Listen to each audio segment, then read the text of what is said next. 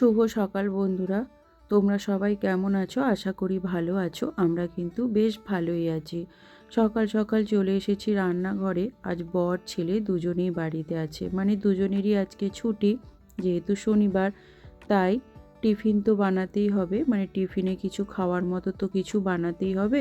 তাই রান্নাঘরে চলে এসেছি, ভেজে নেবো বাঁধাকপির পকোড়ি। এখানে শুধু বাঁধাকপি নেই, অল্প একটু আলুও দিয়েছি, সাথে ধনেপাতা দিয়ে একটু পকোড়ি ভেজে নিচ্ছি। আর একদিকে শাশুড়ি আজকে ডাক্তারখানায় যাবে, তাই আর একদিকে হচ্ছে ফেনা ভাত, মানে আলু সেদ্ধ আর ফ্যান ভাত খেয়ে যাবে। তাই একদিকে ভাত বসিয়েছি, ভাতটা কড়াতেই বসিয়েছি, যেহেতু ফ্যান ভাত হবে তাই কড়াতেই ভাতটা বসিয়েছি।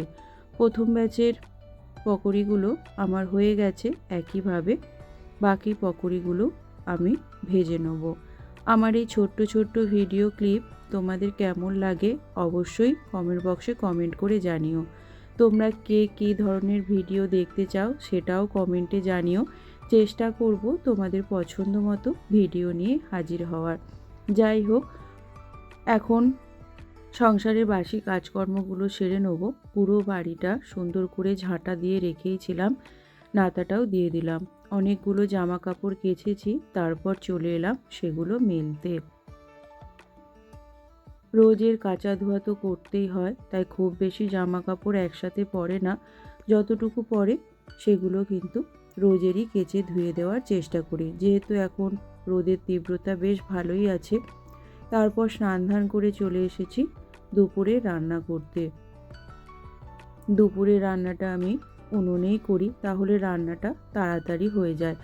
দেখো, একদিকে উনুন জেলে ভাত বসিয়ে দিয়েছি, আর একদিকে তরকারিগুলো বানিয়ে নিচ্ছি।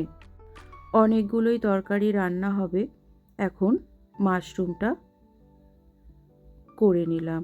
চলো তোমাদের দেখিয়ে দিই কী কী রান্না করেছি। হয়েছে ভাত, শিম আলু মাখা, মুসুরির ডাল, ছানার ঝাল, বড়ি ভাজা, টমেটোর চাটনি, আর ছিল মাশরুম ভাজা। আজকের ভিডিওটা কেমন লাগলো জানিও। ভালো লাগলে লাইক শেয়ার সাবস্ক্রাইব করো।